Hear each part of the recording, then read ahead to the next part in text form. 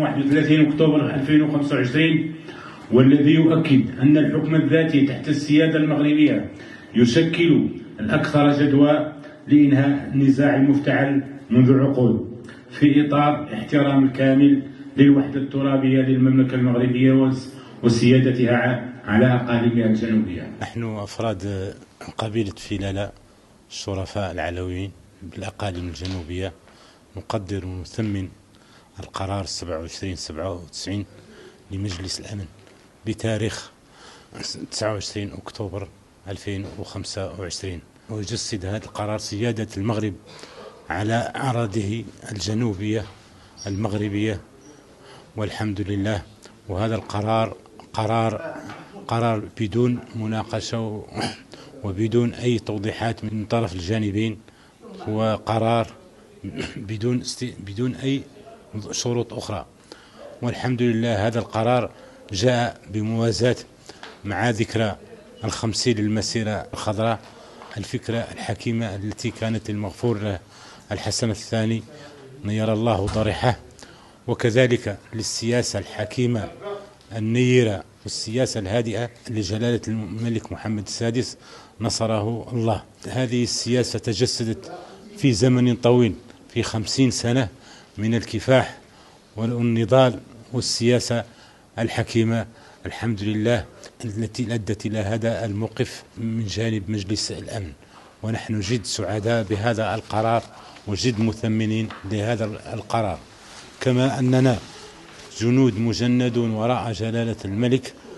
في السراء والضراء تحت شعار الله الوطن الملك. قبيلة الشرفاء فلالة لتأييد قرار أممي 2797 وتأييد الحكم الذاتي تحت السيادة المغربية كحل وحيد للنزاع المفتعل حول مغربية الصحراء. قبيلة فلالة يثمنون القرار الأممي الأخير الذي يقضي بواقعية حكم الذاتي تحت السيادة المغربية، وهو انتصار للقضية الوطنية، وهو ما يؤكد ويجسد المسار الحكيم الذي يقوده صاحب جلالة الملك محمد السادس نصره الله في التنمية والتعمير وتعزيز الروابط بين الوطن وأبنائه في الأقاليم الصحراوية. 31 أكتوبر المغرب عيد وبيه نشيد، ولا حاجة اللي عن عيده وخا كيف تعيد الوحدة وبعيد، لكن هارم ما نوفى ذاك من البرقة والخفة من عند الضفة للضفة، اليوم رجع كامل في بلي، والكانت من دونه مدفة مقفولة انفتح ذا العيد بالمليك، وذوك الشرفة أهل البيت المجد التلي وأهل النخوة وأهل العفة، يوم العيد ومدلهم العيد بالسلم اللي ما فيه يخفى، وبلا شاط الصوب وبلا قيد، ويعيد اللي فات توفى الاتحاد، البيت القصيد 31 أكتوبر المغرب عيد وبين نشيد، ولا حاجة اللي عن عيده وخا كيف تعيد الوحدة وبعيد. اليوم بين أحضان قبيلة الشرفاء العلويين احتفالا بهذا التثمين للخطاب الملكي السامي اللي جاء الحقيقة قطيعة مع ماضيها اللي كانوا يعيشوه أخوتنا في تندوف. هذا الانفراج الحمد لله جاء، هذا التقرير باطل جاب ذا الحل اللي قطع الحمد لله هذه 50 سنة اللي عاشوها أخوتنا في تندوف في الويلات، اللي هاي من ابتداء من 31 أكتوبر إن شاء الله ستزدهر هذه المنطقة إن شاء الله، وله تعود إن شاء الله في أحسن حل في ظل تحت السيادة المغربية وتحت تحت حكم صاحب الجلالة الملك محمد السادس نصره الله. قبيلة فلالة اليوم جاءت وصرحت أفرادا وكبار وصغار من أجل مثمنة هذا التقرير، ومثمنة هذا الخطاب السامي اللي جبه صاحب الجلالة، وتبايع وبيعته ولاء صاحب الجلالة بدون انقطاع. بالنسبة لفلالة كقبيلة في هذه المنطقة هي امتداد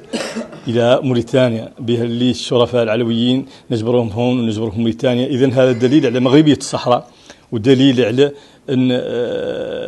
هذه القضية منين انفتحت الحمد لله له نعيش إن شاء الله سنوات من الازدهار في ظل السيادة المغربية وفي ظل صاحب الجلالة الملك محمد السادس نصره الله. التقت اليوم في رحاب زاوية الشرفاء فلالة جميع مكونات هذه القبيلة من أجل تثمين والوقوف على مضامين القرار الأممي 2797، والذي جسد بكل فخر واعتزاز مغربية الصحراء، هذه القبيلة التي كانت دائما من السباقين للذود والدفاع عن وحدة الصحراء المغربية، مؤكدين على تثمين هذا القرار والتأكيد على مضامينه بما يخدم مصلحة البلاد تحت السيادة المغربية. وقد أكد جميع الحضور على أن هذا القرار هو فتح مبين كما جاء على لسان جلالة الملك في خطابه الأخير، ويجسد مرحلة تاريخية مهمة في مسار تأكيد وترسيخ مغربية الصحراء.